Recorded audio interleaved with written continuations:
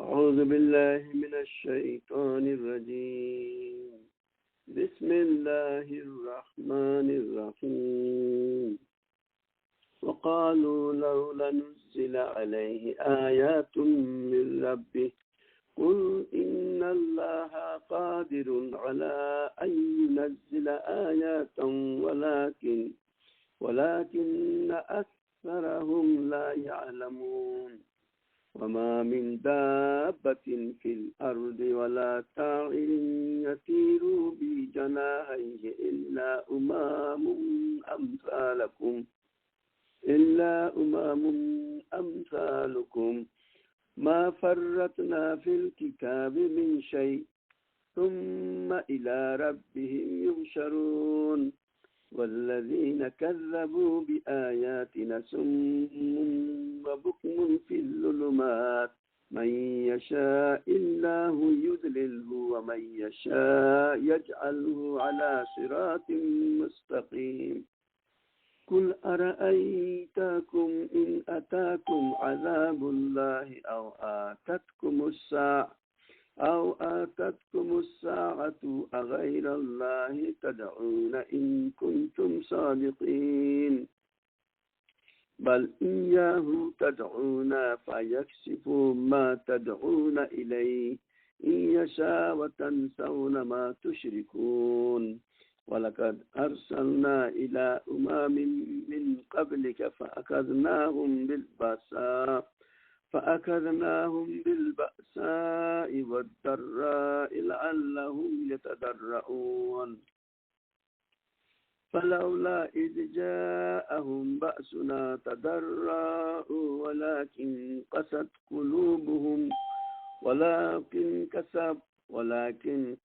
قلوبهم وزين لهم الشيطان ما كانوا يعملون. فلما نسوا ما ذكروا به فتحنا عليهم أبواب كل شيء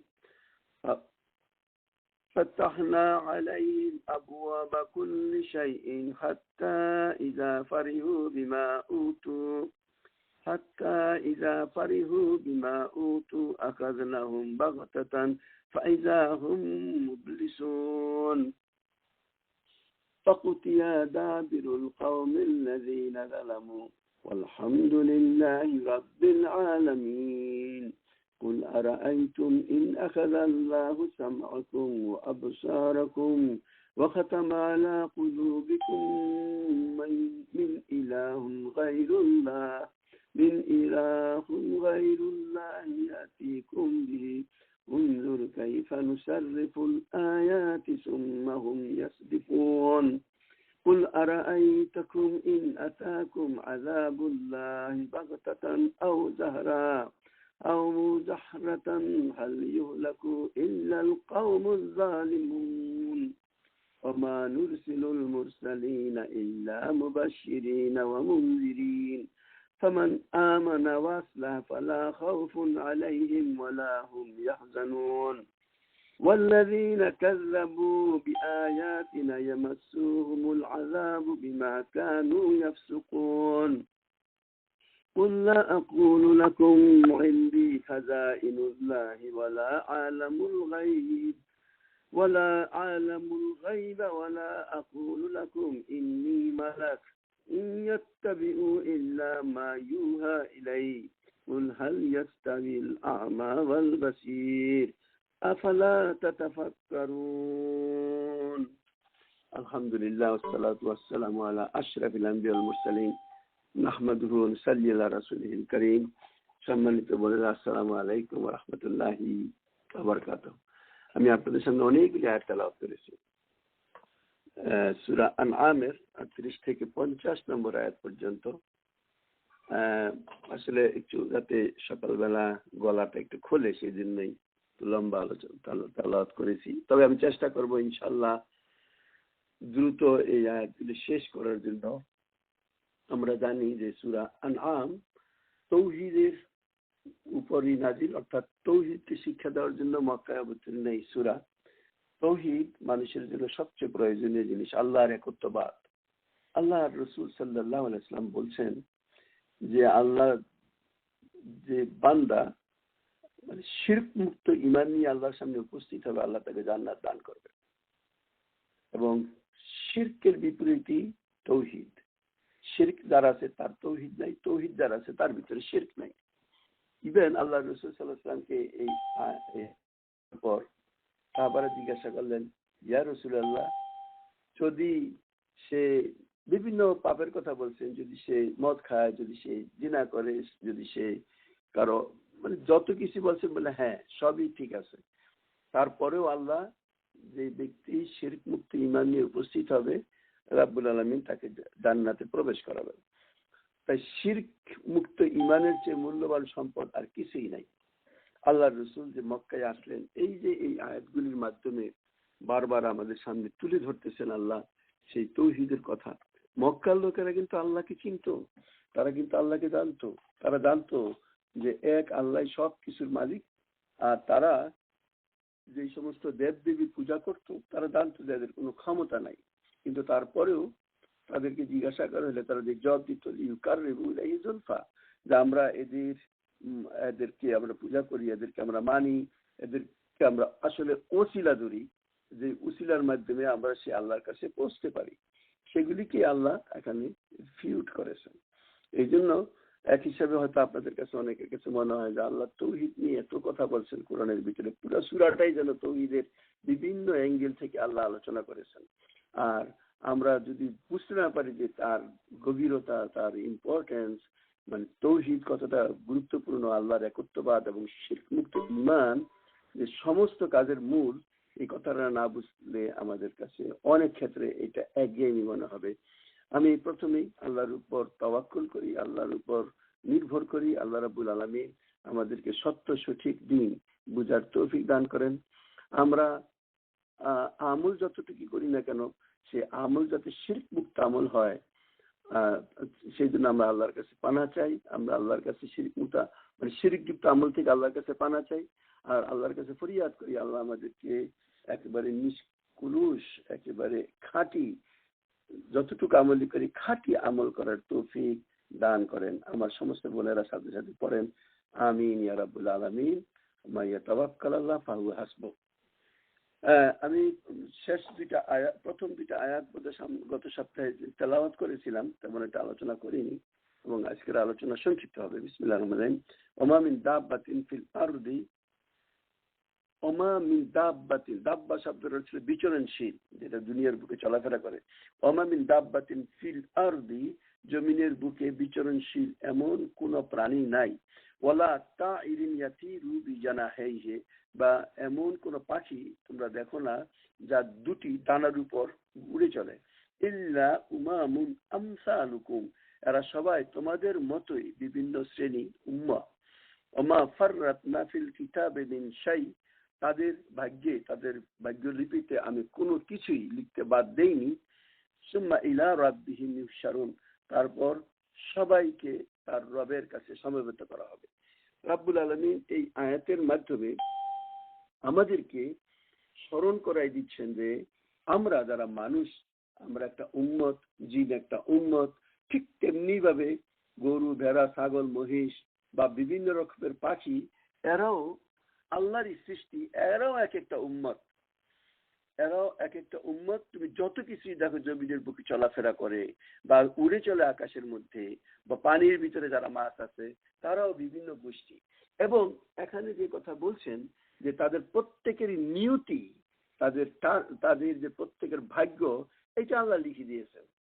আমরা যদি তৌহিদকে দেখতে চাই, তাহলে এই সমস্ত প্রাণী জগতের দিকে যদি আমরা তাকাই, কি মানে নিখুঁত ভাবে আল্লাহ এক একটা জিনিসকে সৃষ্টি করেছেন, এবং প্রত্যেকটা জিনিসকে সৃষ্টি করে এমন কিছু বৈশিষ্ট্য দান করেছেন যা অন্য সৃষ্টি থেকে সেপারেট করে, এবং তাদের সার্ভাইভেলের জন্য আল্লাহ এমন কিছু ব্যবস্থা করেছেন যা আমরা যদি গভীরভাবে দেখি, তাইলে সেখানেই আমরা দেখি আল্লাহর মানে আল্লাহর যে অস্তিত্ব, আল্লাহর যে কাদের হওয়া, তিনি যে আল্লাহ যে আহসানা কুল্লা শাইইন খালাকা, মানে খালাকা কুল্লু শাইইন আহসানা, যে সবকিছুকে অতি নিপুণ ভাবে তিনি সৃষ্টি করেছেন। এই জিনিসের প্রমাণ আমরা আল্লাহর প্রতিটা জিনিসের ভিতরে কিন্তু আমরা দেখতে পাই।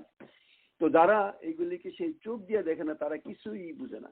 এরপর যে কথাটা বলছে সুম্মা ইলা রাব্বিহিম ইউহশারুন, অতঃপর তিনি সবাইকে তার সামনে উপস্থিত করবেন। প্রিয় বোনেরা, মনে রাখবেন যে আল্লাহর ওই আদালতে সমস্ত সৃষ্টিরই বিচার হবে এবং সমস্ত সৃষ্টির প্রতি তিনি ইনসাফ করবেন। আল্লাহ রসুল উদাহরণে বলছেন, ওই সিংওয়ালা গরু, যে সিংবিহীন একটা গরুকে যে গুঁতো দিয়েছিল, আল্লাহ তারও প্রতিশোধ সেই সিংওয়ালা গরু থেকে নিয়ে তাকে দিবেন। অর্থাৎ ওই কঠিন বিচারের দিনে তাদেরকেও সেই যার সিং ছিল না, সে মারতে পারেনি, তাকে সেই সিং দিয়ে বলা হবে, তোমাকে যেইভাবে সে মেরেছিল তুমি তাকে ঠিক সেইভাবে একটা গুঁতো দাও, এবং দিবেন। এইভাবে প্রতিটা প্রাণী যে তার উপর অত্যাচার করেছে, প্রত্যেকটা প্রাণীরই হিসাব আল্লাহ রাব্বুল আলামিন করবেন। কিন্তু একমাত্র জিন আর ইনসান, এই দুই উমাম বা এই দুই জাতি ছাড়া বাকি সবগুলিকে শেষে আল্লাহ মাটির সাথে মিশিয়ে দিবেন। অর্থাৎ তাদের জন্য জান্নাত জাহান্নামের কোনো প্রশ্ন নাই। কিন্তু দুনিয়ার বুকে কেউ যদি কারোর উপর কোনো প্রাণীর উপর যে অত্যাচার করে থাকে, জুলুম করে থাকে, তাইলে তার বিচার আল্লাহ এইভাবে করবে। আমরা দুনিয়ার বুকে যত মানুষ যত অত্যাচার করে, তারা ভুলেই যায় যে একদিন তাদেরকে হাসর করা হবে। ইউহশারুন মানে হাসর, একত্রিত করা হবে। মানুষ যদি বুঝতো যে আমার প্রতিটা কাজের হিসাব নিকাশ হবে এবং তার বদলা আল্লাহ রাব্বুল আলামিন দিবেন, তাইলে মানুষ এইরকম করতো না। কিন্তু মানুষ সেই দিন যখন দেখবে বিভিন্ন জীব প্রাণীকে আল্লাহ মাটির সাথে মিশাই দিচ্ছেন, আর অথচ যারা পাপ করেছিল তাদেরকে সেখানে আল্লাহ মিশাই দিচ্ছেন না, তখনই কোরআনের ওই আয়াত ইয়া লাইতানি কুনতু তুরাবা, চিৎকার করে বলবে, ইয়া লাইতানি, হায় আফসোস নিজের প্রতি, কুনতু তুরাবা, যদি আমরা যদি এদের মতো যদি আমরা মিশে যেতে পারতাম। এই রকমের মনের ভিতরে একটা আক্ষেপ, এরকম একটা মানে কথা যে বলবেন, সেটাই সেই চিত্র আমরা চোখের সামনে তুলে ধরি, যে প্রতিটা বিপদে নাস, যেদিন মানুষ দৌড়ে আসবে, ইরাও আমালাহুম, প্রত্যেকের আমলকে দেখানো হবে। ইয়ামাইয়াসদুরুন নাস আশতাতাল লিরাও আমালাহুম ফামান ইয়ামাল মিসকালা যাররাতিন খায়রান ইয়ারা ওয়া মান ইয়ামাল মিসকালা যাররাতিন শাররান ইয়ারা। সম্মানিত বোনেরা, মনে রাখবেন বিচারের ওই কঠিন অবস্থানটা আল্লাহ কোরআনের বিভিন্ন আয়াতে বিভিন্নভাবে আমাদের সামনে তুলে ধরেছেন, যাতে সময় থাকতে আমরা সাবধান হইতে পারি। এখানে এই আয়াতের মাধ্যমে আল্লাহ বলছেন, তোমরা এই দুনিয়ার বুকে বিচরণশীল যত প্রাণী দেখো, যত পাখিকে উঠতে দেখো, সবাই তোমাদেরই মতো এক একটা সিং, তোমাদের মতোই বিভিন্ন শ্রেণীতে বিভক্ত। এবং আল্লাহ এই সমস্ত সৃষ্টির ভিতরে তিনি তাদের প্রত্যেককে সার্ভাইভ করার জন্য সেইভাবেই সৃষ্টি করেছেন, তার প্রয়োজনীয় সবকিছু তিনি দিয়েছেন। আপনারা যদি কখনো ক্যাঙ্গারুর সৃষ্টি দেখেন, এক ক্যাঙ্গারু তার যেই অবস্থানটা, তাইলে আপনারা বুঝতে পারবেন। আপনারা সার্চ দিলে জিওগ্রাফি চ্যানেলে যদি দেন যে হাউ ডাজ ক্যাঙ্গারু বর্ন, আপনি দেখবেন যে ক্যাঙ্গারু এত বড় একটা প্রাণী, তার যেই বুকের নিচে, মা ক্যাঙ্গারুর বুকের নিচে একটা থলে আছে, সবথেকে থলে আছে, এবং ছোট্ট একটা বিন্দু গোবরে পোকার মতো যখন সেই ক্যাঙ্গারুটার ফিটাস মানে কি বলে এটাকে, বাচ্চাটা হয়, তখন একটা আমাদের দেশের কালো রঙের বড় পিঁপড়া যেটা দেখছিলাম গাছে ঘুরে বেড়ায়, এইরকমের একটা জিনিস তার ডেলিভারি হয়ে যায়। ডেলিভারি হওয়ার পর তার সেই ডেলিভারি রাস্তা থেকে সেটা উপরের দিকে এসে ঠিক সেই থলিতে আপনার প্রবেশ করার পর তার নিচে তার মানে কি বলে এটাকে, নিপল আছে, ওই মায়ের দুধ খাওয়ার যেমন নিপল, সেই নিপল আছে, সেই নিপলে সে একটা বা দুইটা যেতেই থাকুক, সেখানে সে মুখ লাগিয়ে নেয়। এরপর প্রায় 10 মাস পর্যন্ত সে আউটসাইডে বড় হয়। আমার প্রশ্ন হইল, এবং আপনাদের সেই প্রশ্ন, যে কিভাবে এই ছোট্ট বিন্দু একটা পোকার নেয়, কত বড় পোকা, আমি তো তাই বললাম তার উদাহরণটা, যে একটা পিঁপড়ার চেয়ে একটু বড় কালো পিঁপড়া যেটাকে বলে, সেই পিঁপড়ার নয়, সেই জিনিসটা সেখান থেকে ডেলিভারি হওয়ার পর কিভাবে সে রাস্তা চিনলো, যে এই তার বুককে ক্রস করে দেওয়ার পর একটা থলি আছে, সেই থলির ভিতরে তার খাবার আছে। এটাতে বোঝা যায় যে তাকেও ওহী করা হয়, ইশারা করা হয়, গাইড করা হয়। আল্লাহ যেন সেই কথাটাই বলতেছেন, মা ফাররাতনা ফিল কিতাবি মিন শাই, তাদের কারো ভাগ্য লিপিতে যা কিছু লেখা তা আমি কিছুই বাদ দেই নেই। অর্থাৎ সেইটাকে সেই জায়গায় পৌঁছার যে দায়িত্ব আল্লাহ রাব্বুল আলামিন তিনি নিয়েছেন। গভীর অন্ধকারে আমরা হয়তো দেখি না, ছোট্ট একটি প্রাণী নদীর সেই সমুদ্রের সেই নিচে বসে আছে, কিন্তু তার খাবার দাবার সবকিছু আল্লাহ তৈরি করেন। এইটার পড়ার পর আল্লাহ বলছেন সুম্মা ইলা রাব্বিহিম ইউহশারুন, তারপর এই সেই শেষটা এই দুনিয়ার বুকে তোমাদেরকে একত্রিত করা হবে। আল্লাহ রাব্বুল আলামিন পরবর্তী আয়াতে বলছেন ওয়াল্লাযিনা কাযযাবু বিআয়াতিনা, যারা আমার এই আয়াত, আমার এই প্রমাণ, আমার এই নিদর্শন সমূহকে মিথ্যা বলে, তাদের অবস্থা আল্লাহ বলছেন সুম্মুন বুকমুন ফিজ জুলুমাত, সুম্মুন তারা বধির, বুকমুন তারা বোবা, ফিজ জুলুমাত তারা আছে অন্ধকারে, মাইয়াশা আল্লাহু ইউদলিলহু, যাকে চান আল্লাহ তাকে বিপদগামী করেন, অমাইয়াশা ইয়াজআলহু আলা সিরাতিন মুস্তাকিম, আর তিনি যাকে চান তাকে সিরাতুল মুস্তাকিমের পথে পরিচালিত করেন। প্রিয় বোনেরা, আমরা এই আয়াতের মধ্যে আল্লাহর ভেরি ক্লিয়ার কাট স্টেটমেন্ট আমরা এখানে দেখি যে তোমরা যে ওই লোকদেরকে বলছে তোমরা যে আল্লাহর নিদর্শন দেখতে চাও, তোমরা কি সেটা দেখো না? তোমরা অবশ্যই দেখো, কিন্তু তোমাদের মধ্যে যারা আল্লাহর দেওয়া এই অর্গানগুলিকে কাজে লাগায় না, এই চোখকে কাজে লাগায় না, এই কানকে কাজে লাগায় না, যারা আল্লাহর দেওয়া এই নিয়ামতকে ঠিক সেইভাবে ব্যবহার করে না, তাইলে তারা তো আসলে এই জিনিসগুলি দেখতে পারবে না। তারা এর অন্য রকমের যুক্তি খুঁজে বের করবে। তখন তারা খুঁজবে না যে এগুলি কে সৃষ্টি করেছেন, কে এগুলিকে এইভাবে তৈরি করেছেন। এই জিনিসের প্রতি তাদের কোনো আকর্ষণ নাই। তাদের অবস্থাটা এরকম যেন গরু ছাগলের মতোই, তারা দুনিয়ার বুকে বিচরণশীল, যেখান থেকে পায় সেখান থেকেই খায়, যা ইচ্ছা তাই খায়, যেভাবে এইভাবে চলে। তারা এই জন্য খুঁজে বের করার চেষ্টা করে না যে কে তাদেরকে সৃষ্টি করেছেন, কে এই জিনিসগুলিকে তৈরি করেছেন, এইভাবে তারা দেখে না। আল্লাহ রাব্বুল আলামিন প্রত্যেকটা কীট পতঙ্গকে তার নিজস্ব স্থানে রক্ষণাবেক্ষণ এবং তার রাস্তা দেখানোর যে নিপুণ ভাবে যে পরিকল্পনা অনুসারে তাকে তৈরি করে তার সেই ব্যবস্থা করেছেন, এর চেয়ে বড় কি জিনিস আছে মানুষকে সে আল্লাহকে চিনার জন্য? যদি ইচ্ছা করতো তাইলে সেই জিনিস থেকেই সে তার রবের বিভিন্ন তৈরি জিনিসের থেকেই তার রবের সন্ধান সে পাইতো। কিন্তু এই সমস্ত লোকেরা আসলে আল্লাহ যে কথাটা বলছেন, তারা বধির, তারা বোবা, তারা অন্ধকারে দিয়ে আছে, ফি জুলুমাত, তাদের কাছে কোনো ইলম নাই, তারা অন্ধকারের মধ্যে আছে, সুতরাং তারা খুঁজে পায় না। এর পরের কথা ওয়ামাইয়াশা ইয়াজআলহু আলা সিরাতিন মুস্তাকিম, আর আল্লাহ যাকে চান তাকে যেমন বিপদগামী করেন, আবার যাকে চান তাকে সত্য সরল পথে তিনি পরিচালনা করেন। আলহামদুলিল্লাহ, এই জন্যই আমাদেরকে সবসময় আল্লাহর কাছেই হেদায়েত চাইতে হয়। আল্লাহর বিপদগামী করার অর্থ হচ্ছে যে ব্যক্তি মূর্খতার অজ্ঞতা প্রিয় ব্যক্তিকে আল্লাহর নিদর্শন সমূহ অর্জন করার সুযোগ থেকে বঞ্চিত করা হয়। আর একজন ব্যক্তি তার এই সেন্সকে না কাজে লাগানোর কারণে দুনিয়ার বুকে বিভিন্ন সাবজেক্ট সে দেখে, সে জিওলজি পড়ে, সে বোটানি পড়ে, সে বায়োলজি পড়ে, সে জিওলজি পড়ে, সে অ্যাস্ট্রোনমি পড়ে, ফিজিওলজি পড়ে, সে অ্যানাটমি পড়ে। যারা ডাক্তার আপনারা দেখেন, এই সমস্ত জিনিস বিজ্ঞানের প্রত্যেকটা শাখা প্রশাখায় মানুষ যদি গভীরভাবে দেখে, তাইলে সে আল্লাহর অস্তিত্ব তার ভিতরে খুঁজে পায়। কত নিপুণ ভাবে আল্লাহ এই সমস্ত জিনিসকে তিনি তৈরি করেছেন। পাহাড় পর্বত থেকে শুরু করে যে সমস্ত জিনিসের ভিতরে প্রত্যেকটা জিনিস আল্লাহ রাব্বুল আলামিন অস্তিত্বকে সেখানে স্মরণ করিয়ে দেয়। যারা ঈমানদার তাদের অন্তর সেই দিকে আকৃষ্ট এবং আল্লাহর কাছে তারা ফিরে আসে। এটাই আল্লাহ এখানে বলতেছেন যে আল্লাহ যাকে চান তাকে হেদায়েতের পথ দেখান।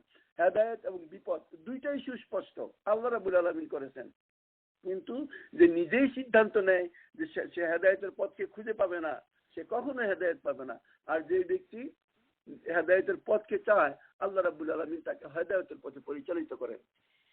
বোনেরা, আপনারা মনে রাখবেন যে দুনিয়ার সমস্ত জিনিস আপনি চান বা না চান, আল্লাহ আপনাকে দিবেন।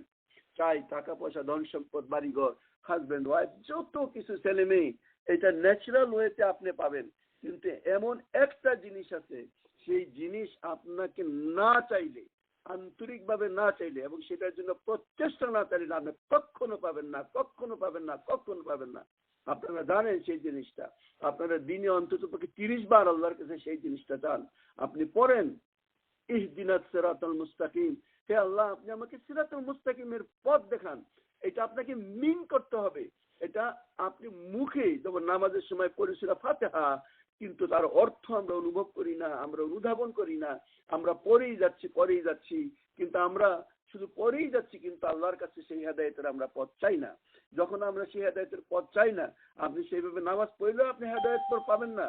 নামাজ আপনি পড়তে পারেন, আপনি দিনের ধর্মীয় বিভিন্ন অনুষ্ঠানাদি পালন করতে পারেন, কিন্তু আপনি তার মর্মই বুঝলেন না, আপনি এইটাই বুঝলেন না যে আপনি কি চাচ্ছেন আল্লাহর কাছে। আল্লাহ রাব্বুল আলামিন এই আমাদের কাছে বলছেন ইহদিনাস সিরাতাল মুস্তাকিম, এরপরে কোরআন দিয়ে তিনি বলছেন ইন্নাল্লাহ রাব্বি ওয়া রাব্বুকুম ফাবুদু, তো আল্লাহ তোমার এবং আমার সবার রব, ফাবুদু তার আনুগত্য করো, তার দাসত্ব করো, তার কথা মেনে নেয়, হাযা সিরাতুল মুস্তাকিম, এটাই হলো সেই সিরাতুল মুস্তাকিম। আল্লাহ রাব্বুল আলামিন এই আয়াতের মাধ্যমে আমাদেরকে স্মরণ করিয়ে দিচ্ছেন যে যাকে ইচ্ছা আল্লাহ বিপদগামী করেন। আল্লাহর কারোর সাথে শত্রুতা নাই, আল্লাহ কাউকে অপছন্দ করেন না, ইল্লা বিত্তাকওয়া ইন্না আকরামাকুম ইনদাল্লাহি আতকাকুম, শুধুমাত্র আল্লাহ ভীরুতাই সেই দিন মানে সবসময় দুনিয়ার বুকে ফয়সালার একমাত্র জিনিস।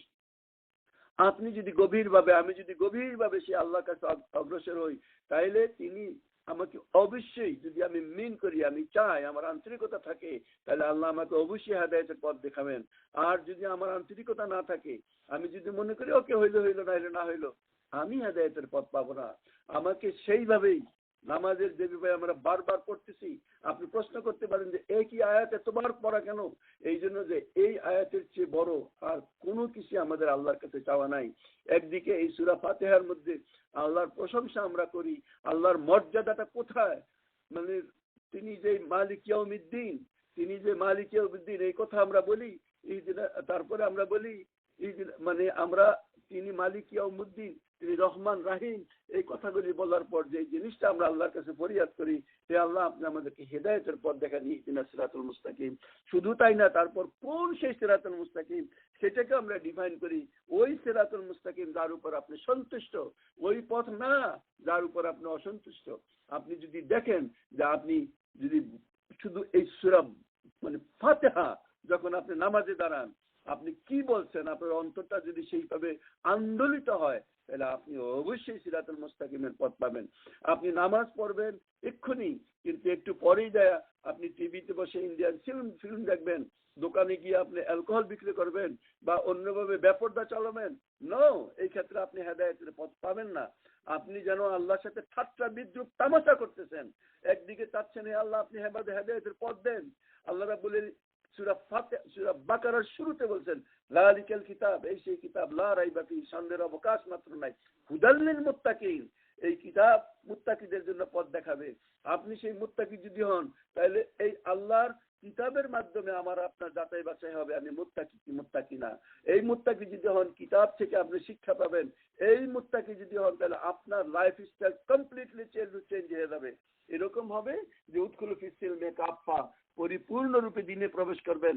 আল্লাহ বলেন ওয়ালা তাত্তাবিউ খুতুওয়াতি শয়তান, শয়তানের পদাঙ্ক অনুসরণ করো না, ইন্নাহু লাকুম আদুউম মুবিন, সে তোমাদের সুস্পষ্ট শত্রু।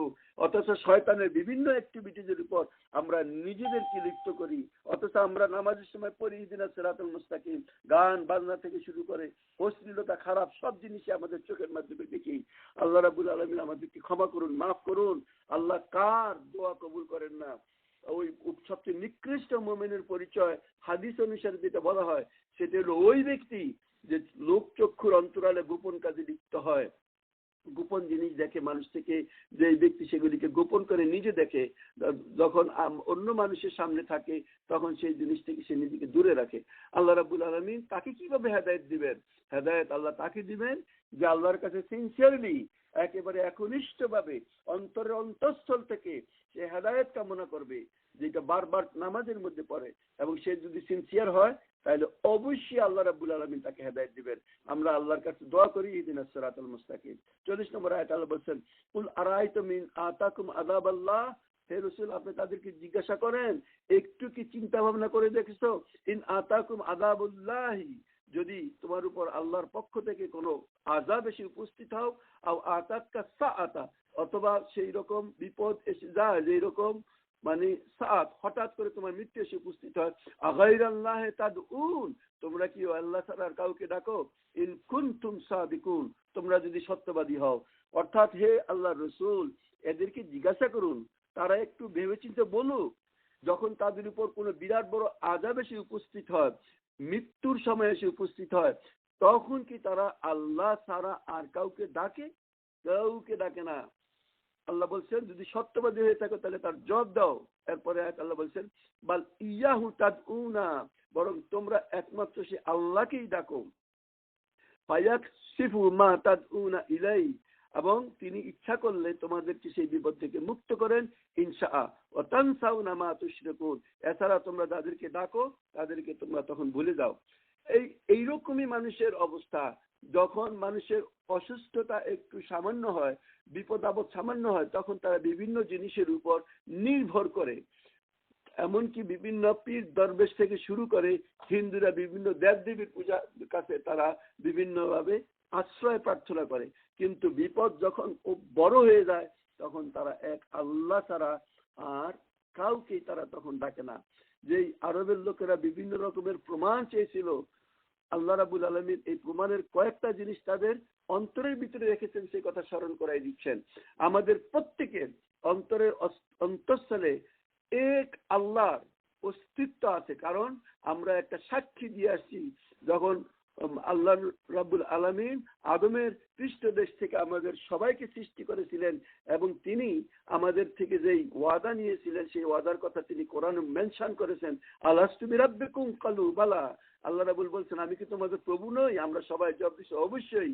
এরপর আল্লাহ বলছেন তোমরা ভুলে যেও না, তোমরা বলো না যে তোমরা জানতা না।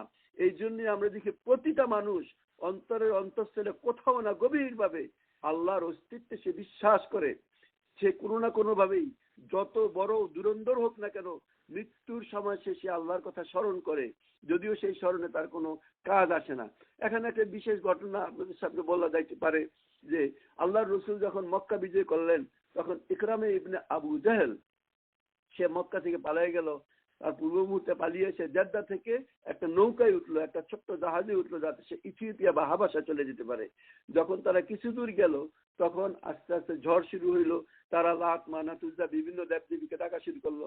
কিন্তু যখন সেই ঝড় খুব গভীর ভাবে তাদের সামনে আসা শুরু হইলো, তারপর তারা তখন সেই জাহাজের যে যাত্রী তাদেরকে সেই জাহাজ পরিচালক বলল যে দেখো এখন তোমরা এই সমস্ত জিনিস থেকে ডাকা বাদ দাও, বরং যদি এই বিপদ থেকে বাঁচতে চাও তাহলে শুধুমাত্র ওই আল্লাহকে ডাকো, যাকে তারা আসলে সাহায্যকারী আর কেউ নাই। এই কথা শোনার পর ইকরামা বললে এটা কেমন কথা? এই আল্লাহ যদি এখানেই রক্ষা করতে পারেন তাহলে দুনিয়ার সব জায়গায় তিনি একমাত্র সত্তা যিনি রক্ষা করতে পারেন। আর মক্কায় আল্লাহ রসুল গত 20টি বছর তো এই কথাটাই সেই কথাটা বলতেছিল যে এক আল্লাহকে মানো। এই যদি হয়ে থাকে তাহলে আমার যাওয়া দরকার নাই। সে পুনরায় তার নৌকা ঘাটে নিয়ে আসার জন্য বললো এবং নিয়ে আসলো, এবং শেষ পর্যন্ত আল্লাহ রসুলের কাছে গিয়ে সে আবার সে সেখানে গিয়ে মুসলমান হয়ে গেল। এবং শুধু তাই না, সে এমনই তওবা করলো যে আমি এই পর্যন্ত যত বছর যতটা আল্লাহ রসুল সাল্লাল্লাহু আলাইহি ওয়াসাল্লামের বিরুদ্ধে দিনকে ছোট করে দেখানোর জন্য, ধ্বংস করার জন্য আমি যতটা আমার এনার্জি খরচ করেছি, আমি আজকে সেই দিনকে পরিপূর্ণ করার জন্য তার চেয়ে বেশি করে করবো। এবং জীবনের শেষ মুহূর্ত পর্যন্ত এই ইকরামা ইবনে আবু জাহল রাদিয়াল্লাহু আনহু সে তার এই অঙ্গীকার পূর্ণ করেন এবং তিনি ততক্ষণ থামেননি যতক্ষণ এই পথে তিনি তার জীবন না দিয়ে দিয়েছেন। এইটাই হলো আসল তওবা। ইকরামের ভিতরে দৃঢ়তা ছিল, ইকরামার ভিতরে পবিত্রতা ছিল, ইকরামার ভিতরে খুলুসিয়াত ছিল।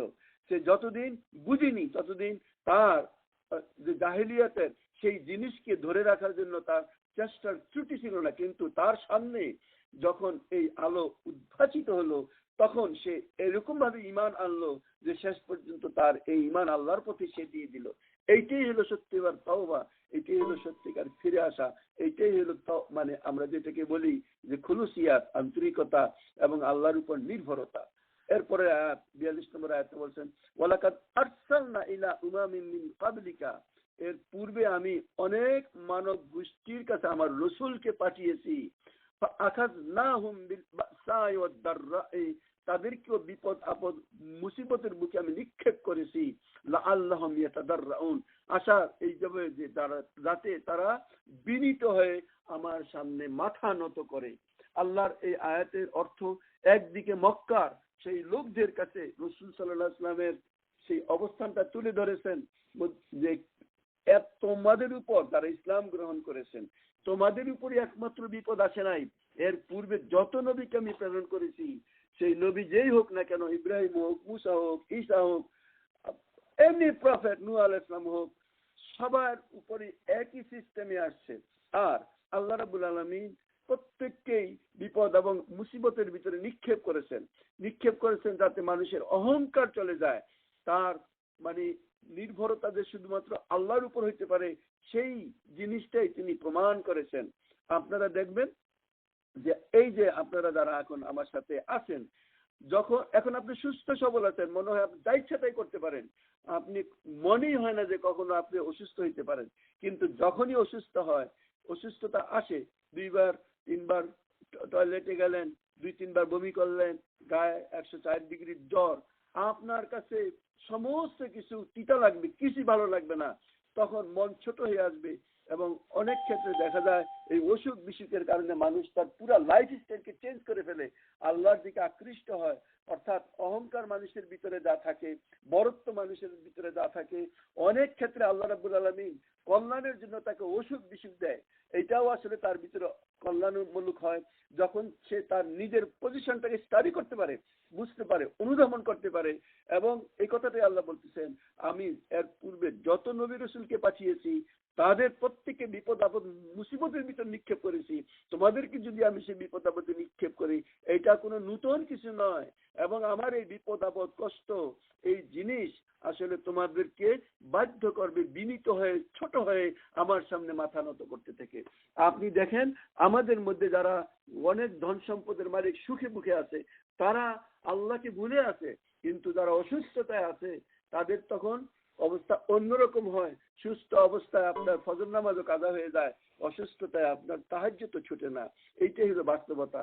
আসলে মুমিনের জন্য এই অসুখ, আল্লাহ রাসূল সাল্লাল্লাহু আলাইহি ওয়াসাল্লাম বলছেন, আল্লাহ বলেন মাই ইউরিদুল্লাহু বিহি খায়রান ইউসাব্বু ফি, যাকে আল্লাহ ভালোবাসেন তাকে মুসিবতের ভিতরে নিক্ষেপ করেন।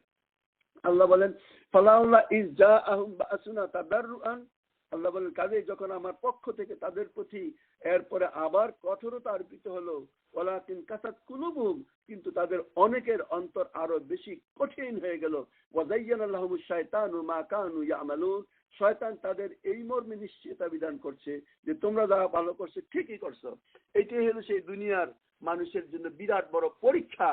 আমরা যা বাস্তবে আমরা দেখি যে বহু মানুষ এই বিপদ আপদ মুসিবত থেকে শিক্ষা গ্রহণ করে না, তাদের উপর যে বিপদ আপদ আসে। আমাদের বাংলাদেশে এখন যেই রকমের মানুষের অশান্তি, মানুষের কোনো নিরাপত্তা নাই, না আছে থাকা, না আছে খাবার, লক্ষ লক্ষ মানুষের কোনো কাজ কারবার নাই, কোনো চাকরি বাকরি নাই, তারা যে এত যে সুইসাইড করে তার কারণ দুনিয়াতে তাদের ইয়ং ছেলেরা পাশ করার পর চাকরি পাবে, কিন্তু দেশে কোনো চাকরি বাকরি নাই। আর শুধু তাই না, এক একটা ভাবে এক একটা রোগ শোক দিয়ে আল্লাহ যেইভাবে এই জাতিকে আপনার পরীক্ষা করতেছেন, এই পরীক্ষা থেকে অনেকেই শিক্ষা গ্রহণ করে না। কি ধরনের নতুন নতুন রোগ এসে আমাদের দেশে উপস্থিত হয় তার থেকে তারা শিক্ষা গ্রহণ করে না, বরং এই জাতির একটা বিরাট অংশ এইটা যে আল্লাহর পক্ষ থেকে পরীক্ষা, বালা, মুসিবত, যাতে আমরা সে আল্লাহর দিকে আকৃষ্ট হইতে পারি, বরং তার বিপরীত, এটা ন্যাচারাল, এটা কিছুই না, এটা এই কারণে হয়েছে, ওটা ওই কারণে হয়েছে, এই সমস্ত কথা শয়তান তাদের মনে জাগিয়ে দেয় যে মশা আছে বলেই তো ডেঙ্গু হয়, মশা ছিল বলেই তো ডেঙ্গু হয়। কই আমাদের সময় তো ছোটবেলা কোনো ডেঙ্গুর নাম আমরা শুনি নাই। এইভাবে আরো একটা কি জানি এখন নতুন রোগের আমরা নাম বিভিন্ন ভাবে শুনি, একটার পর একটা রোগ আসছে। দেখা যাচ্ছে যে এই জিনিসগুলি থেকে তারা অন্য রকমের অ্যানালাইসিস বাইর করে, এবং মনে রাখবেন যে এই জিনিসগুলি শয়তান তাদেরকে দেখিয়ে দেয়।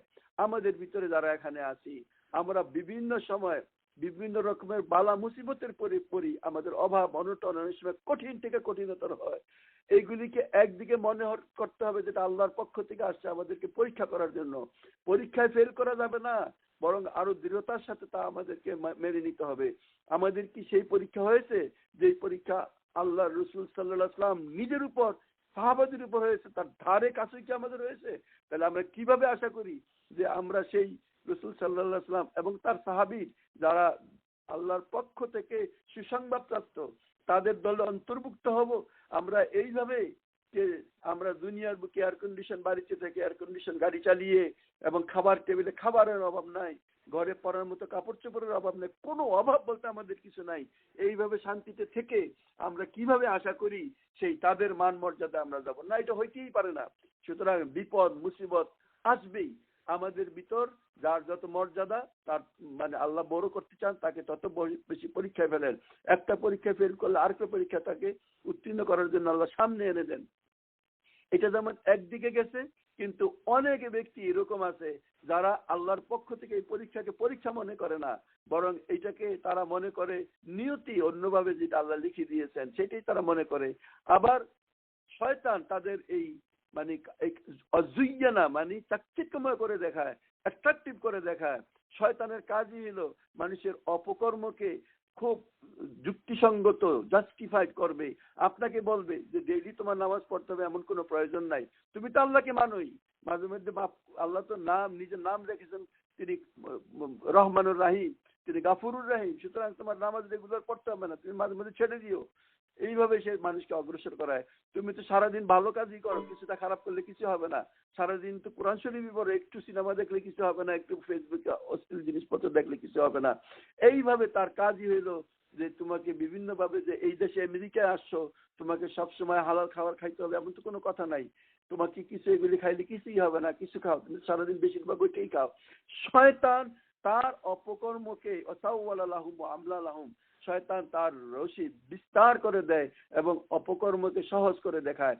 আর এখানে বলছেন ওয়াজাইয়ানা লাহুমুশ শাইতানু মা কানু ইয়ামালুন, তার যে অ্যাক্টিভিটিস, তার যে কাজ, এই কাজগুলিকে শয়তান খুব চাকচিক্যময়, রিজনেবল এবং জাস্টিফাইড করে দেখায়। ইভেন শয়তান কিছু লোককে গান শোনা, হিজাব না করা বা বিভিন্ন রকমের পার্টিতে কিছু অশ্লীল কাজ কারবার, ডান্স, এই সমস্ত জিনিসগুলো পর্যন্ত শয়তান মানুষের কাছে খুব চাকচিক্যময় করে তোলে এবং এই পাপ অন্যায়কে খুব সহজ করে দেখায়। যার কারণে খুব দুর্বল প্রকৃতির মানুষ যারা অনেক ক্ষেত্রে আল্লাহকে ভুলে থাকে, তারা সেইগুলিতে লিপ্ত হয়ে পড়ে। প্রিয় বোনেরা, আপনাদের মনে আছে যে শয়তান তার কিভাবে এই কাজটা করে, তার দলের জন্য সে কিভাবে চেষ্টা করে, সেই কথাটা তো আল্লাহ কোরআনে বলছেন। সূরা মুজাদ্দিলের 19 নম্বর আয়াতে আল্লাহ বলছেন শয়তান, শয়তান কিছু লোকের উপর চেপে বসছে, ফাআনসাহুম যিকরাল্লাহ, আল্লাহর জিকির থেকে তাদেরকে, আল্লাহর স্মরণ থেকে তাদেরকে গোপন করে রাখে। অর্থাৎ শয়তান তার এই কাজটাকে করার জন্য মানুষকে আল্লাহর স্মরণ থেকে গাফেল করে রাখে।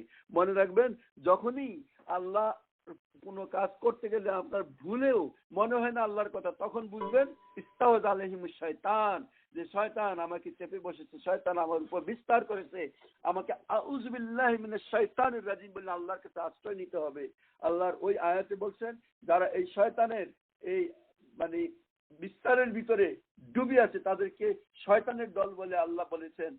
ইস্তাওয়াজ আলাইহিমুশ শয়তান ফাআনসাহুম যিকরাল্লাহ উলাইকা হিজবাশ শয়তান, এরা হলো শয়তানের দলের লোক। আল্লাহ ইন্না হিজবাশ শয়তান হুমুল খাসিরুন, তারা লোকসানের মধ্যে পড়বে।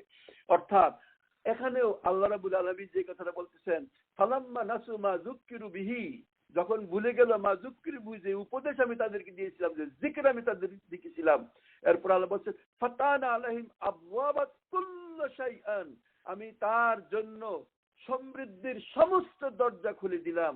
হাত্তা, ততক্ষণ পর্যন্ত, ইজা ফারিহু, যে আনন্দে তারা আত্মহারা হয়ে গেল, বিমা উতু, যা আমি দান করেছি, আখাযনাহুম বাগতাতান, হঠাৎ করে আমি তাদেরকে পাকড়াও করলাম, ফাইজা হুম মুবলিসুন, অতঃপর তারা নিরাশ হয়ে গেল। প্রিয় বোনেরা, এই 44 নম্বর আয়াত আপনি চারিদিকে দেখেন যে মানুষের জন্য, কিছু মানুষের জন্য আল্লাহ সমস্ত দরজা খুলে দিয়েছেন। আজকে যে সমস্ত লোক আমাদের দেশকে স্বাধীন মানে শাসন করছে, তাদের জন্য সমস্ত দরজা খোলা। তারা বিভিন্ন রকম ভাবে মানুষের ধন সম্পদ অন্যায়ভাবে বক্ষণ করতেছে, সারা দেশের মানুষের সব সম্পদ তারা বহন করতেছে। এবং আপনারা দেখেছেন লক্ষ লক্ষ কোটি কোটি হাজার কোটি টাকা তারা তাদের ঘরের সিন্ধুকে তারা রেখে দিয়েছে, এবং এগুলি সব অবৈধ অন্যের পয়সা তারা একসাথে একত্রিত করেছে, কিন্তু তাদের কিছুই হচ্ছে না। ফারিহু, তারা অত্যন্ত আনন্দিত, তারা কল্পনাই করে নাই। কিন্তু আল্লাহ বলছেন আখাযনাহুম বাগতাতান, আমরা ছোটখাটো মাঝে মধ্যে আজকে দেখেছি যে ডাকি আল্লাহ ধরলেন, ধরেন এই যে কিছু জায়গায় আগে আবরারকে যেই ছেলে পেলেগুলিকে হত্যা করলো, তারা নিজেদের হোস্টেলের ভিতরে মানে একটা উইং তারা টর্চার সেল বানিয়ে রেখেছিল এবং ধরাকে সরাগেন তারা করত। কিন্তু এখন যখন ধরা পড়েছে সেই 20-22টা ছেলে তার পরিবার শুদ্ধ এখন ধ্বংসের সম্মুখীন। এই কথাটাই যেন আল্লাহ বলেন এখন কিন্তু তারা নিরাশ হয়ে গেছে। মানে তাদের আল্লাহর এই আয়াতটা দেখেন 44 নম্বর আয়াত, ফালাম্মা অতঃপর যখন নাসু তারা ভুলে গেল মা যুকিরু বিহি আমি যা উপদেশ দিয়েছিলাম সেই উপদেশকে ফাতানা আলাইহিম তাদের জন্য আমি খুলে দিয়েছিলাম আবওয়াবা কুল্লি শাইইন সমস্ত সমৃদ্ধির দরজা, হাত্তা ততক্ষণ পর্যন্ত ইজা ফারিহু বিমা আতু আমি যা দান করেছি এমন অবস্থার মধ্যে তারা খুব সন্তুষ্ট, ফারিহু মানে খুব আনন্দিত, নিজেদেরকে খুব সম্মানিত, নিজেদেরকে অপ্রতিরোধ্য ক্ষমতার অধিকারী মনে করতেছিল। আমরা বিভিন্ন সময় ইতিহাস দেখি। এরপর আল্লাহ বলতেছেন আখাযনাহুম বাগতাতান হঠাৎ করে আমি তাদেরকে পাকড়াও করলাম, ফাইজাহুম মুবলিসুন যখন আমার পাকড়াও আসলো তখন তারা মুবলিস হয়ে গেল। প্রিয় বোনেরা, মুবলিস শব্দের অর্থ আপনারা জানেন? আপনারা কেউ মুবলিস হবেন না। মুবলিস থেকে উৎপত্তি হয়েছে ইবলিস। ইবলিস শব্দের অর্থ আপনারা জানেন? ইবলিস মানে নিরাশ, হতাশ। যখন মানে এখান থেকেই কিন্তু সেই শব্দটা। আমরা অনেক ক্ষেত্রে আল্লাহর পক্ষ থেকে বিভিন্ন পরীক্ষায় আমরা অনেকেই হতাশ হয়ে যাই। মনে রাখবেন আপনি হতাশ শব্দ বাংলায় বলতে পারেন কিন্তু তার আরবি শব্দের অর্থ হইল ইবলিস। আপনি কখনো হতাশ হবেন না। লা তাকনাতু মির রাহমাতিল্লাহ, আল্লাহ নিজে বলছেন আল্লাহর রহমত থেকে নিরাশ হইও না। ইন্নাল্লাহ ইয়াগফিরু যুনুবা জামিআ, আল্লাহ বান্দার সমস্ত পাপকে মাফ করে দিবেন। নিরাশ কখনো হবেন না, মুবলিস কখনো হবেন না, ইবলিস কখনো হবেন না। সবসময় আল্লাহর উপর তাওয়াক্কুল করেন, নিজের কাজকে দেখেন। এখানে যে বিষয়টা আল্লাহ বলছেন এই সাধারণ আপনি চারিদিকে তাকান যে যারা আজকে দিনের বিরোধিতা করে তাদের হই হই রই রই ভাব, তারা নিজেদেরকে অমুখাপেক্ষী মনে করে, অপ্রতিরোধ্য মনে করে। কোনোদিন তাদের অবস্থা কি হইতে পারে সেটা কল্পনাই করতে পারে না। কিন্তু হওয়া অস্বাভাবিক কিছুই না, হয় দুনিয়াতে হবে না হয় আখিরাতে হবে। আল্লাহ রাব্বুল আলামিন বলছেন এরপর 45 নম্বর আগে ফাকুতিয়া দাবিরুল কাওমিল্লাযিনা জালামু, এইভাবে এই কম যারা জুলুম করেছিল তাদের দাবেরা কাওমিল্লাযিনা জালামু তাদের শিকড় আমি কেটে দিয়েছি। ওয়ালহামদুলিল্লাহি রাব্বিল আলামিন, সমস্ত প্রশংসা আল্লাহরই। অর্থাৎ একটা সীমা পর্যন্ত অত্যাচারীকে জালেমকে আল্লাহ সুযোগ দেন, তার সমস্ত জুলুম করার ক্ষমতা তার হাতে দিয়ে দেন। সমস্ত অনাচার অত্যাচার নির্যাতনের রাস্তা তার জন্য ওপেন হয়ে যায়, যাতে সে কম করেছে বলে কিয়ামতের এই কঠিন বিচারের দিনে আল্লাহর কাছে কোনো অজুহাত পেশ না করতে পারে। তার চোর যেমন চুরি করতে আসলে সবাইকে ঘুম পাড়িয়ে রাখা হয়, এইটা এই জন্য যে তাকে সেই কাজটা করার সুযোগ দেওয়া হয়, যেই কারণে যাতে মানুষ সেই কাজটা করতে সুযোগ পাওয়ার পরে করে নাই সেই কথা প্রমাণ না হয়, বরং সুযোগ পেয়েছে করে ফেলেছে। এই জন্যই আপনার সামনেও বিভিন্ন রকমের অপকর্মের পাপের বিভিন্ন দরজা বিভিন্ন সময় খোলা হবে। আপনি যান কি না যান সেটা তখন দেখা হবে। সেটি হলো আসলে পরীক্ষা। আমাদের অনেকের সেই পরীক্ষাই হয় না, কারণ সেই প্রিপারেশন তার নাই, সেই পর্যায়ে সে পৌঁছে নাই, তার ব্যাপারই অন্যরকম। কিন্তু যারা পরীক্ষার জন্য প্রিপারেশন নিয়েছে তাদেরকে পরীক্ষা হবেই।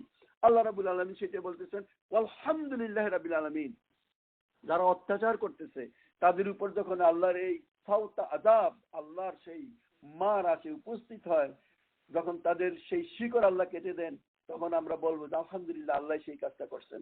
মানুষের উপর অত্যাচার করার একটা সীমা আছে। ওই যে আপনারা আমাদের দেশে পড়ছেন এরশাদ শিকদার কি ধরনের জুলুম অত্যাচার করেছে, আর এখনো আমরা দেখি কত বড় বড় অত্যাচার মানুষ করে। কিন্তু একটা পর্যায়ে যখন আসে, যখন আল্লাহ তাকে পাকড়াও করেন, দুনিয়ার এই আদালতে পাকড়াও করেন, তখন আপনারা অনেকেই বলেন আলহামদুলিল্লাহ আল্লাহ তার থেকে আমাদেরকে মুক্ত করেছেন। বিভিন্ন জাতিও ঠিক এইভাবে অত্যাচার করে। তারা যখন এই নির্যাতনের পর নির্যাতন করে, তখন তাদের উপর যখন বিপদ আসে তখন আমরা বলি আলহামদুলিল্লাহ। এর 46 নম্বর আয়াত আল্লাহ বলছেন কুল, হে রাসূল তাদেরকে আপনি জিজ্ঞাসা করেন, হে মুহাম্মদ তাদেরকে জিজ্ঞাসা করেন, আর আইতুম ইন আখাযাল্লাহু সামউকুম আবসারুকুম, তাদেরকে জিজ্ঞাসা করেন তোমরা কি কখনো ভেবে দেখেছো যদি আল্লাহ তোমাদের থেকে সামআকুম শোনার শক্তি ও আবসারাকুম তোমাদের দৃষ্টি শক্তি ও কেড়ে নেন, ওয়াখাতামা আলা কুলুবিকুম, এবং তোমাদের অন্তরে তোমাদের হৃদয়ে মোহর ডেকে দেন, মোহর এঁটে দেন। আল্লাহ বলতেছেন যদি আল্লাহ এই কাজটা করেন, মোহর এঁটে দেন, অর্থাৎ চিন্তা ভাবনা অনুধাবন করার ক্ষমতাটা আল্লাহ নিয়ে নেন। আল্লাহ বলেন মান ইলাহুন গায়রুল্লাহ, কি আছে তোমার প্রভু ওই আল্লাহকে ছাড়া, ইয়াতিকুম বিহি, এই জিনিস পুনরায় তোমাদেরকে ফেরত দেন। উনজুর, দেখো, কাইফা নুসাররিফুল আয়াত, কিভাবে আমি আমার এই নিদর্শনগুলি তাদের সামনে পেশ করি, সুম্মা হুম ইয়াসদিফুন, এরপরেও তারা কিভাবে এগুলি থেকে দৃষ্টি ফিরিয়ে নেয়। অদ্ভুত, কি সুন্দর এক একটা আয়াত। আল্লাহ আমাদের বাস্তবতাকে আমাদের চোখের সামনে এত সুন্দরভাবে তুলে ধরেছেন। প্রশ্ন করতেছেন, সম্মানিত বোনেরা, আপনারা শুনতে পাচ্ছেন, আপনারা দেখতে পাচ্ছেন, আপনারা অন্তর দিয়ে চিন্তা ভাবনা করতে পাচ্ছেন, কিন্তু আপনি চারিদিকে তাকিয়ে দেখেন, দুনিয়ার বুকে প্রায় 3.5 মানে 35 কোটি লোক আছে যারা দেখতে পায় না, শুনতে পায় না। আর অটিস্টিকের তো কোনো অভাবই নাই। আল্লাহ এই জিনিস থেকে আমাকে আপনাকে মুক্ত রেখেছেন, কিন্তু আমরা কি এই জিনিসের নিয়ামতের আমরা কি শুকর আদায় করি? আমরা করি না। কিন্তু আল্লাহ যে তাদেরকে দিয়েছেন, এটা তো আমরা কল্পনাই করতে পারি না যে এটা আল্লাহ রাব্বুল আলামিন দিয়েছেন। যাদের একটা চোখ নাই, আপনি তাদেরকে যদি বলেন যে আমি তোমার থেকে 10 বছর তুমি আমার মানে টয়লেট পরিষ্কার করবা, কিন্তু তোমার চোখ ফিরে আসবে, সে 10 বছর আপনি টয়লেট পরিষ্কার করবে, শুধু এই। কিন্তু সেই জিনিসটা আমি আর আপনি ফ্রি পেয়েছি, আমরা বুঝি না এটা না থাকলে কেমন হইতো। তো আবার সবচেয়ে বড় কথা হলো ওয়াখাতামা আলা কুলুবিকুম, যাদের অন্তরের ভিতরে আল্লাহ মোহর মেরে দেন, তাদের চেয়ে দুর্ভাগ্য আর কিছু হতে পারে না। তারা তো ভালো মন্দ চিন্তাই করতে পারে না, তাদের কাছে কোনো সেন্স নাই। তাদের চিন্তা ভাবনা অনুধাবন শক্তি যখন আল্লাহ কেড়ে নেয়, তার চেয়ে কোনো ব্যক্তির প্রতি জুলুম না, তার চেয়ে কোনো ব্যক্তির দুর্ভাগ্য আর কি হইতে পারে। কিন্তু আমরা আল্লাহ রাব্বুল আলামিন আমাদেরকে সেই জিনিসগুলি দান করেছেন। এখানে যে কথাটা বলছেন যে স্মরণ করে দিচ্ছেন, যদি আল্লাহ তোমাদের থেকে তোমাদের দেখার শক্তি, তোমাদের শোনার শক্তি, চিন্তা ভাবনা করার যে ক্ষমতা আল্লাহ রাব্বুল আলামিন আমাদেরকে দান করেছেন, তিনি প্রশ্ন করেন যদি আমি এগুলি কি কেড়ে নেই, তাহলে কেউ কি আছে সেগুলি কি তোমাকে ফেরত দেওয়ার? কেউ নাই, বাস্তবে কেউ নাই। তাহলে আল্লাহ যে আমাদেরকে এগুলি দিয়েছেন, সেগুলি কি সে আল্লাহর জন্য আমাদের ব্যবহার করা উচিত না? আমাদের কি আল্লাহর অপছন্দনীয় জিনিস দেখার জন্য, শোনার জন্য, বুঝার জন্য এই জিনিসকে আল্লাহর দেওয়া সেই নিয়ামতকে ব্যবহার করা উচিত? নিজের মনকে আমরা প্রশ্ন করি, আল্লাহ কি আমাকে এই চোখ দিয়েছেন এই জন্য যে আমি ইন্ডিয়ান সিরিয়াল দেখবো? আল্লাহ কি এই কান আমাকে এই জন্য দিয়েছেন যে ওই নর্তকীর গান আমি শুনবো? তাইলে এই যদি আমি করে থাকি, তাহলে কি সেই আল্লাহর প্রতি আমার নিমক হারামি হয় না? অবশ্যই নিমক হারামি হয়। আল্লাহ যে বুঝ দিয়েছেন, যে হৃদয় দিয়েছেন, যে চিন্তা ভাবনা করার ক্ষমতা আল্লাহ দিয়েছেন, এই দিয়ে কি আমি এই কুফরি জিনিসকে মানে এনহান্স করবো, চেষ্টা করবো, বৃদ্ধি করার চেষ্টা করবো, যার ভিতরে হাজার হাজার মানুষ লিপ্ত আছে? আউযু বিল্লাহি মিনাশ শাইতানির রাজিম। আল্লাহ এখানে প্রশ্ন করতেছেন, মান ইলাহু গায়রুল্লাহ, কি আছে এমন প্রভু যে দিতে পারে, ইয়াতিকুম বি, যে জিনিস ফেরত দিতে পারে? কেউ নাই, কেউ আপনাকে দিতে পারে না। আল্লাহ আপনার চোখ নিয়ে গেলে কেউ তা দেখা দেওয়ার নাই, আপনার শ্রবণ শক্তি নিয়ে গেলে কেউ আপনার নাই, আপনাকে পাগল করে দিলে, অর্থাৎ আপনার অন্তর হৃদয় যদি মোহর মেরে দেয়, কেউ নাই, আমার কেউ নাই, আমার কেউ নাই, এই ফিলিং অন্তরের ভিতরে জাগান। আপনি আল্লাহকে চিনবেন, আপনি আল্লাহর অনুগত হবেন, আপনি আল্লাহর দাসত্ব গ্রহণ করবেন, আল্লাহর প্রতিটা জিনিস আপনার অন্তর থেকে আপনি সেই জিনিস করতে পারবেন। আর যদি আপনি সেইভাবে চিন্তা না করেন, তাহলে অনেকটা আমার আপনার অবস্থা হবে সেই জীব জানোয়ারের মতো। কি খাচ্ছে, কোত্থেকে খাচ্ছে, কার খাচ্ছে, এবং কেইগুলি তৈরি করেছে, কোত্থেকে আসলো, এই চিন্তা ভাবনা তার যেমন নাই, সেই মানুষেরও ঠিক এইরকম অবস্থা। এই জন্য আল্লাহ বলছেন ইন্নাশ শাররাদ দাওয়াব ইনদাল্লাহি সুম্মুল বুকমুল্লাযিনা লা ইয়াকুলুন, যারা আকলকে কাজে লাগায় না, তাদের অবস্থা, যারা নিজের দৃষ্টিশক্তি, কর্ণশক্তিকে কাজে লাগায় না, দাব্বা, তারা তো সেই বিচরণশীল প্রাণীর মতো। এরপরে কুল আরাআইতাকুম ইন আতাকুম আযাবাল্লাহি বাগতাতান আও যাহারাতান, কুল, হে রাসূল তাদেরকে জিজ্ঞাসা করেন, তোমরা কি আরাআইতাকুম, তোমরা কি দেখেছো, তোমরা কি ভেবেছো, ইন আতাকুম আযাবুল্লাহি বাগতাতান, যদি আল্লাহর পক্ষ থেকে হঠাৎ প্রকাশ্যে তোমাদের কাছে আযাব এসে উপস্থিত হও, আযারাতান হাল ইউহলিকা ইল্লাল কাওমুজ জালিমুন, তাইলে এই জালেমরা ছাড়া আর কেউ কি মানে ধ্বংস হবে। অর্থাৎ আল্লাহ রাব্বুল আলামিন ইচ্ছা করলে যে কোনো আযাবের মাধ্যমে, সেটা প্রকাশ্য অপ্রকাশ্য, আমরা তো ঝড় তুফান প্রকাশ্য হারিকেন আমরা দেখি, অথবা অপ্রকাশ্য বিভিন্ন রোগ সুখের মাধ্যমে আমরা দেখি, সেখানে আল্লাহ বলেন এই জালেম সীমা লঙ্ঘনকারী লোকেরা ধ্বংস হয়।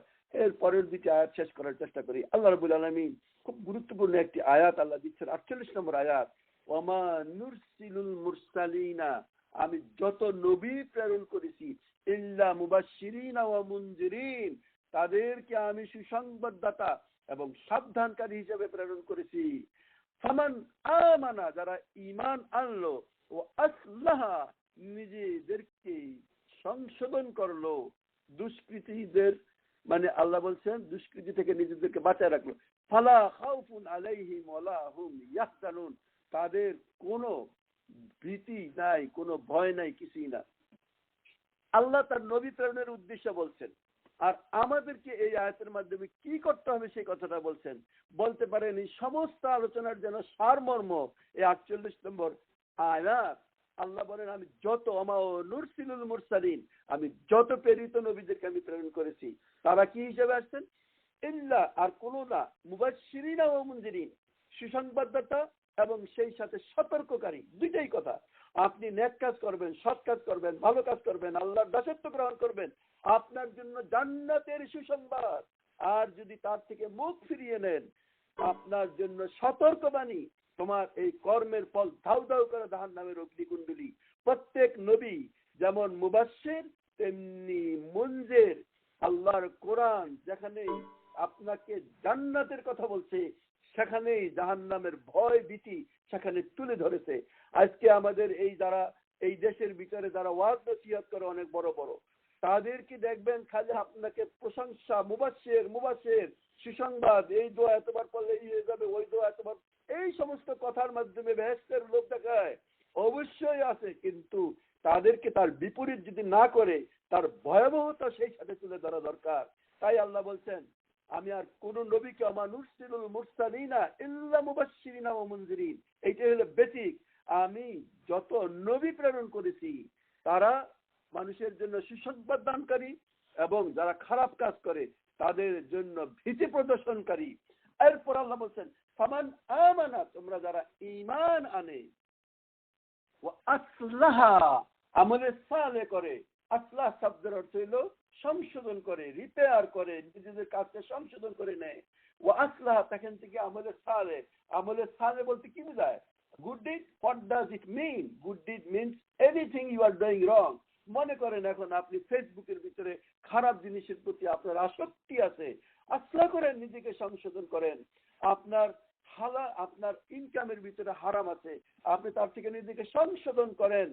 আপনার সুদের ভিতরে আপনার বাড়িঘর লিপ্ত আছে, গাড়ি কিনেছেন সুদের ভিতরে, তার থেকে আপনি বেঁচে আসেন, সংশোধন করেন। সন্তান সন্ততিকে আপনি রিপেয়ার করেন, তাদের অন্য খারাপ জিনিসের প্রতি আকর্ষণ থাকতে পারে, আপনার তার থেকে তাদেরকে মুক্ত করেন, তাদেরকে ফিরিয়ে আনেন। এইভাবে আমলে সালে, নেক কাজ, আমলে সালে করেন।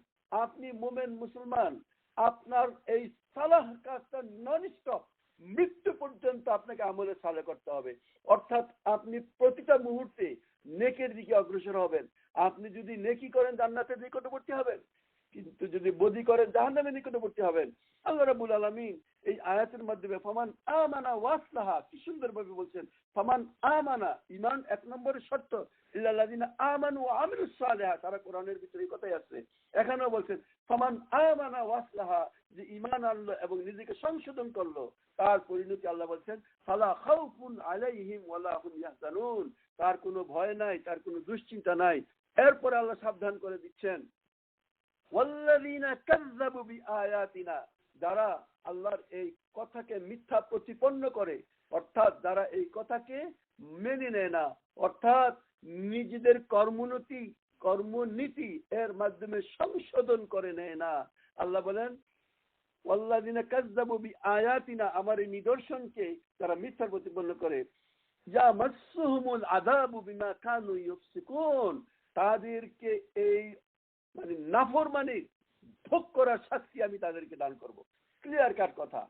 যদি আপনার কাজকে আপনি সংশোধন করে নেন, চিরন্তন চিরস্থায়ী জান্নাতের কথা আল্লাহ আপনাকে বলছেন। আর ঠিক তেমনি ভাবে যদি এই জিনিসের কোনো গুরুত্ব আমার আপনার কাছে না থাকে, আমরা এই কথাগুলিকে আল্লাহর যে বিভিন্ন রকমের প্রমাণ, যে আয়াত, যে নিদর্শন সমূহ, প্রমাণাদি উইটনেস আমাদের চোখের সম্মুখে আছে, আমরা যদি তার থেকে শিক্ষা গ্রহণ করে আমানা ওয়াসলাহ না করি, ঈমান আনি এবং সালাফ না করি, তাহলে আমাদেরকে ইয়ামাসসুহুমুল আযাব, মানে ইয়ামাসসুহুম স্পর্শ করবে, ধরবে, পাকড়াও করবে, বিমা কানু ইয়াফসিকুন, আমাদের এই পাপের কারণে। আউযুবিল্লাহ, আউযুবিল্লাহ, আউযুবিল্লাহ মিনাশ শাইতানির রাজিম। যে শয়তান আমাদেরকে এই কাজ করতে উদ্বুদ্ধ করে, আমরা আল্লাহর কাছে প্রার্থনা করি। সম্মানিত বোনেরা, সময় প্রায় শেষ, 50 নম্বর আয়াতটি বাকি আছে। আজকে আমি এই আয়াতটিকেও আপনাদের সামনে তুলে ধরতে চাই। আল্লাহ, তবে এই আয়াতের ব্যাখ্যা অনেক লম্বা, তবে তর্জমাটাই শুধু শুনেন। কুল, হে রাসূল, হে মুহাম্মদ, আপনি তাদেরকে বলেন, লা আকুলু লাকুম ইনদি খাজাইনুল্লাহ, তাদেরকে বলে দেন আমার কাছে আল্লাহর পক্ষ থেকে কোনো ধন ভান্ডার নাই, ওয়ালা আলামুল গায়ব, না আমি কোনো গায়বের খবর জানি, ওয়ালা আকুলু লাকুম ইন্নী মালাক, আমি কখনো বলি না যে আমি ফেরেশতা, ইন ইয়াত্তাবিউ ইল্লা মা ইউহা ইলাই, আমি শুধু তারই অনুসরণ করি যা আমার কাছে ওহী করা হয়।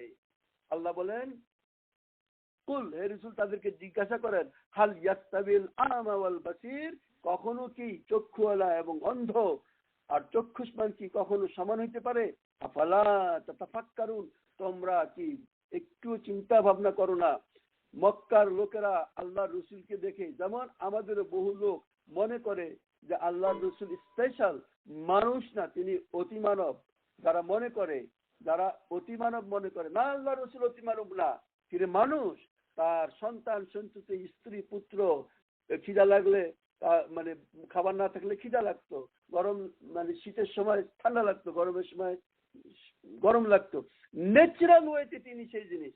কিন্তু তারা মনে করেছিল যে সে যদি সেই আল্লাহরই বান্দা হয়ে থাকে, মক্কা লোকেরা মনে করতো, তাইলে এই অভাব অনটনের ভিতরে তার এই অবস্থা কেন, তাকে কেন বাজারে যাইতে হয় জিনিসপত্র কেনার জন্য?